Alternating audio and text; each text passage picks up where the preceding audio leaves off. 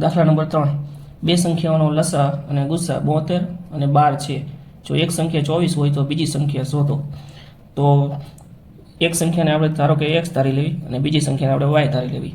તો x બરાબર આપણને આપેલા છે 24 અને y બરાબર આપણે ગોતવાના છે. લસા અને ગુસાના નિયમ પ્રમાણે એ બે સંખ્યાનો ગુણાકાર એ લસા અને ગુસાના ગુણાકાર જેટલો જ થાય. તો x ગુણ્યા y બરાબર લસા ગુણ્યા ગુસા. x આપણને આપેલો છે 24 ગુણ્યા y આપણે ગોતવાનો છે. લસા આપણને આપેલો છે 72 અને ગુસા આપણને આપેલો છે 12. તો 24 ને આપણે છેદમાં લઈ જઈશું.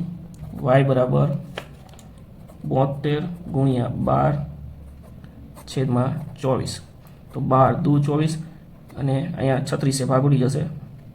તો y બરાબર આવશે 36. ઓપ્શન ડી એ સાચો જવાબ છે.